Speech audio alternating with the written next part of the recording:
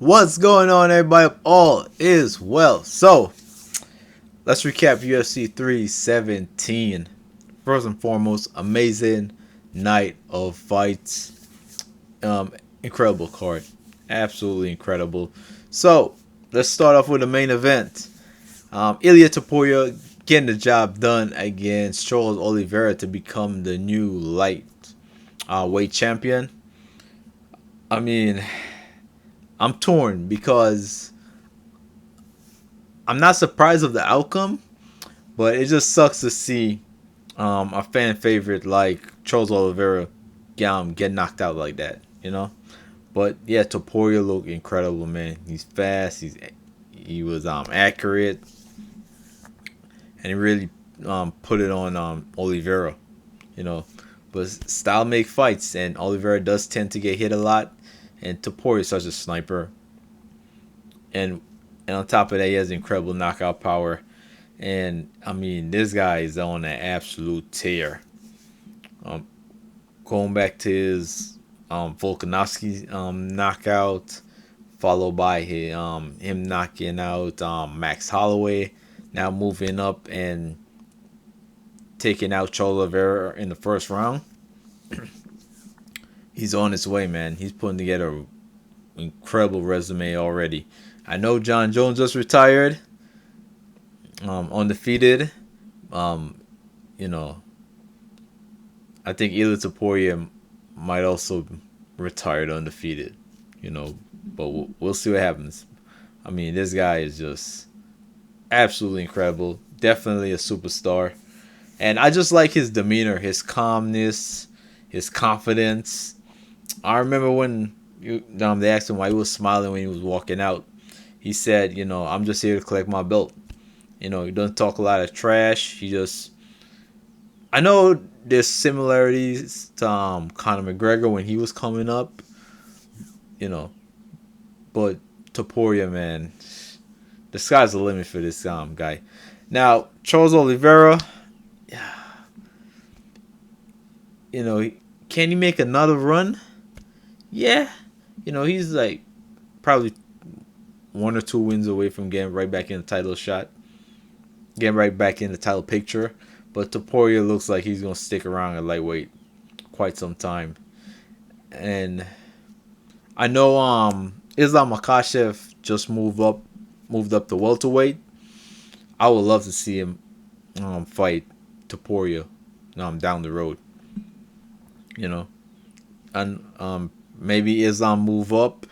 He's gonna fight Jack. Tough fight.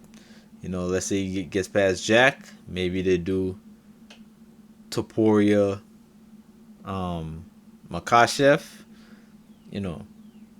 but also Topuria. I believe he's next up is Paddy Pimblett. Stylistically, he should beat Paddy, but Paddy's jiu-jitsu is incredible, and he's a big lightweight. But if Paddy manages to get Topuria down, it becomes interesting. But on the feet, I can see Topuria knocking Paddy out. But we'll see how that fight plays out. And another fight I would love to see is the rematch with Alexander Volkanovski at lightweight. Because Volkanovski right now, I believe he's scheduled to face Yair Rodriguez.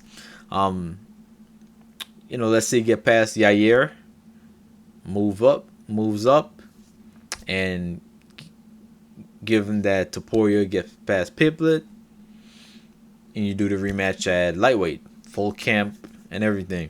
Because obviously, leading into the first fight, it was the concern of Volkanovski making a quick turnaround and defending his title against Topuria after getting knocked out at lightweight by Islam Makhachev.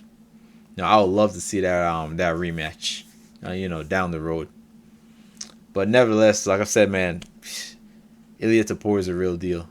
Absolutely incredible performance. All right, next up in the co-main event, Alejandro Pantoja getting the job done against Kai Kara France. Via rear naked choke, third round. I'm not surprised by the outcome.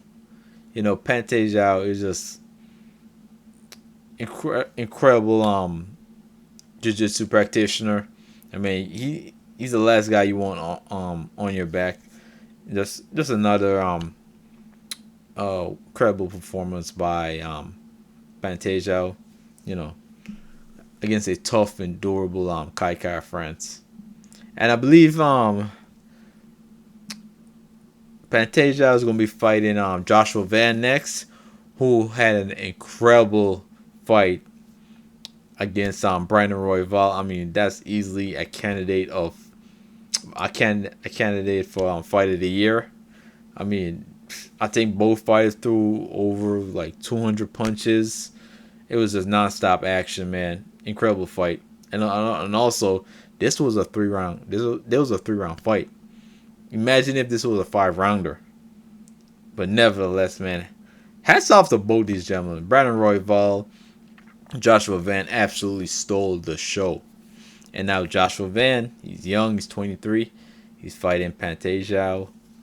Next, you know, I still believe Pante Zhao is going to get the job done against Joshua Van. But yeah, man, that flyweight division is just loaded with talent. You know. Oh, and another thing about the flyweight division. Just imagine if Demetrius Johnson was still in the flyweight division. He wasn't retired. Imagine like Demetrius Johnson against Pante Zhao, against Brandon Moreno, Brandon Royval. You know, because in my opinion, Demetrius Johnson was so ahead of everybody in that flyweight division at that point in time. You know, he just ran through everybody. But now the talent, there's a lot more depth to the flyweight division. You know, yeah, I just wish Demetrius Johnson was still competing as a flyweight. All right, next up, Beneil Dariush getting the job done against Hinata Moicano. Dariush is an absolute dog, man. You know, there's the thing about Dariush. You know, you got knocked down in the first round, and you know he rallied back to get a decision victory. You know, the thing with Dariush, he's never gonna quit on himself. He's always gonna be looking for a way to win. You know, but Dariush, man, getting it done. Hats off to him. I thought Hinata Moicano was gonna light him up on the feet, you know. But like I said, Dariush jiu-jitsu is incredible. But yeah, man, Hinata Moicano, tough loss, but hats off to Dariush getting the job done. And closing out the main card, Payton getting the job done against Felipe Lima. He bounces back into the win column after his first loss to Ione Barcelos. But yeah, man, the main card was absolutely incredible.